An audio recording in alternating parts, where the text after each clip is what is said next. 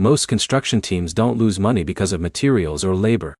They lose money because of poor reporting and unclear job site communication. Here's the truth no one tells you. Raken pricing in 2026 is not just about the monthly subscription. It is really about whether better reporting can prevent costly mistakes on your projects. In this video, we'll break down how Raken pricing typically works, what you actually get at each level, and whether it is worth paying for your construction business. Let's start with what Raken is designed to do. It is a construction daily reporting tool that helps field teams document job site activity in real time.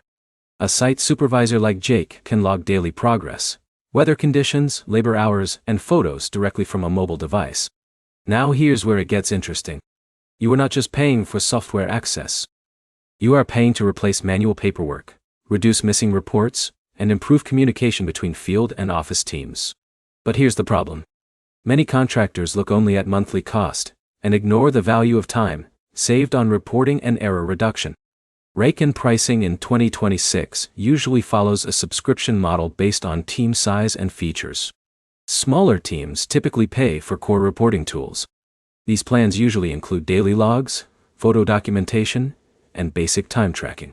This level is ideal for small contractors or subcontractors who mainly need simple, consistent job site reporting.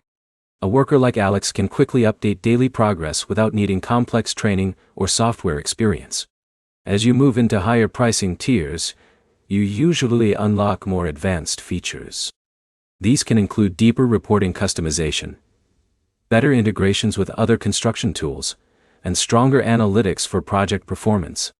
This is where larger construction companies benefit the most. They can track multiple job sites, standardize reporting across teams, and get clearer insights into productivity and delays. But there is an important trade-off to understand. Raken is not a full project management system. It does not handle complex scheduling, budgeting, or full construction lifecycle management. So its pricing reflects a focused tool, not an all-in-one platform. Now let's answer the real question. Is Raken worth it in 2026? If your team struggles with missing daily reports, inconsistent updates, or poor visibility from field to office, then yes, Raken can quickly pay for itself by reducing errors and improving accountability. But if you are expecting a full construction management system, you may find yourself needing additional tools alongside it. The key takeaway is simple. Raken pricing is not expensive when you measure it against the cost of miscommunication on a construction site.